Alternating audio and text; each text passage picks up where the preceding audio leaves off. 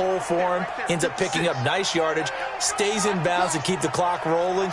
They are in charge of this scenario right now. They want to stay that way. And not in any rush offensively. Again, it's Michel. And he'll be brought down at the 45-yard line. The Rams going to go ahead and use the first of their timeouts.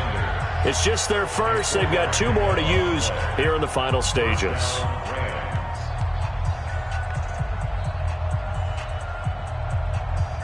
Come on, 180! And we're pretty quiet, D. We're pretty quiet.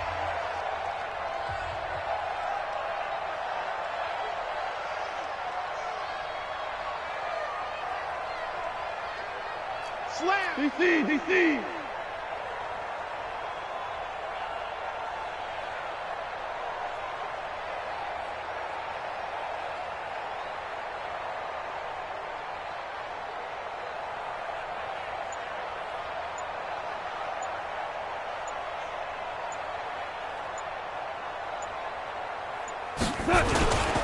They'll run it. This is Michel.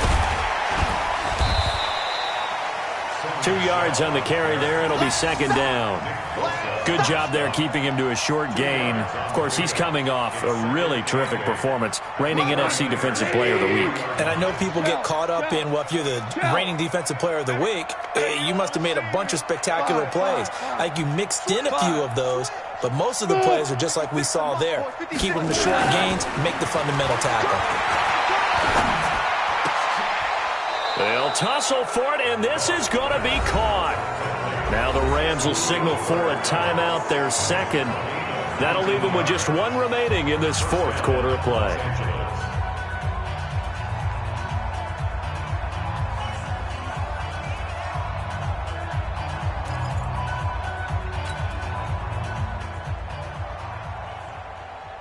What? 180! All day, baby. All day. Ric Flair. 76. Helen. 76. 76. Throwing now. Goff. He gets it to Cooks. And he gets it all the way down inside the 10 and mark him at the 5. And whistles, and they take their final timeout with 7 seconds left. Well, they probably don't need to run a play here, but you wonder if they're going to be able to resist on 1st and goal. Gone. And this is caught. He's got it. Touchdown, L.A. Delaney Walker with touchdown number 8 on the year. And the Rams tack on to their advantage. I tell you, Charles, you play to the final whistle, I get that, but there are a few folks that might not be too happy with that score late in the game with it already well in hand. You seem a little squeamish about that last score. I struggle with this one. I struggle. But on the other, the argument, I get it, on the other side is, hey, do something about it. Stop them. I guarantee you, I know who was really excited. Fantasy owners who had them. Hey, listen, get the points for me. They're not worried about hurt feelings or anything like that. That's just new age stuff. The kickoff unit is out on the field, and they will send this one away. And this will not be returnable. It's out of the back of the end zone for a touchback.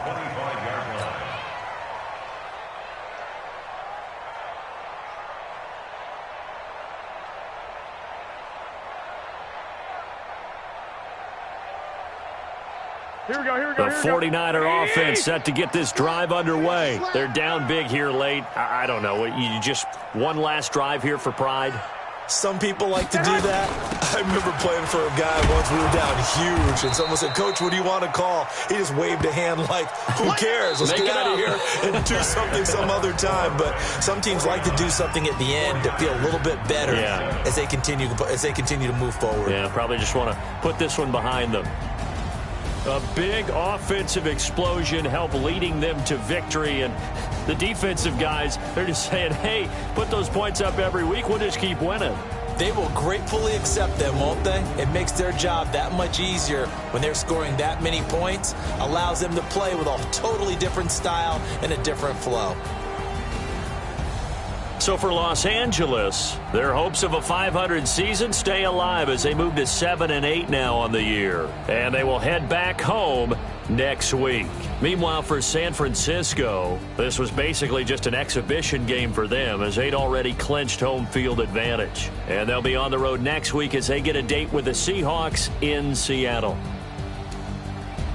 And for Charles Davis and our entire crew, I'm Brandon Gaudin. You've been watching the NFL on EA Sports.